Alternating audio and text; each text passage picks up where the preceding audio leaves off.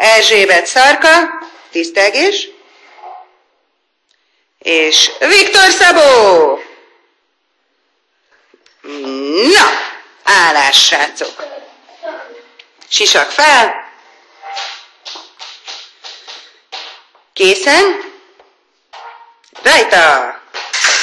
Erzsébet, de harcos! Szép volt. Akkor azt hogy hívjuk? Így van. Készen? Rajta. Állj, Erzsi, vedd csak le a sisakodat? Miért kell rögtön nekirontani az ellenfélnek? Megbeszéltük az előbb, hogy 2 perced van, igaz? Próbálj egy kicsit türelmesebb lenni. Jó. Na, hajrá! Kész? Rajta! Állj, így van.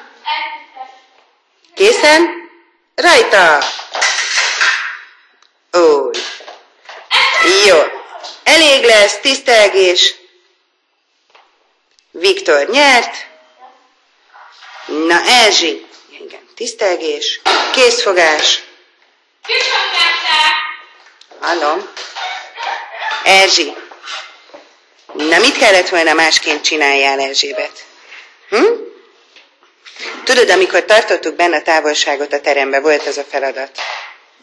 Na, akkor mit beszéltünk meg? Miért nem szabad csak előre menni?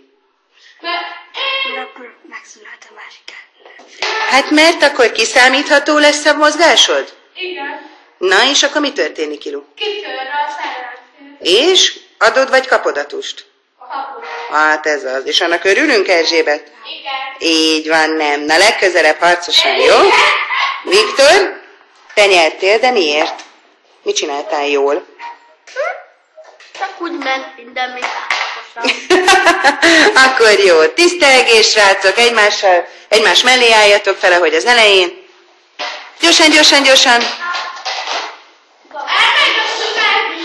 Jó van, csak gyorsan tisztelgünk, gyere, Ilu. Ide, egy sorba, Iluhoz igazodunk. Erzsébet, ügyes voltál. Alapállásban, Viktor, remélem azzal megtisztelsz. Egészségetekre, srácok! Milyen volt az edzés? De nem is sok előre néztél a szállásra. Ha nem, hova néztem? Hát nem vele. És te most hova nézel? Hello, hello.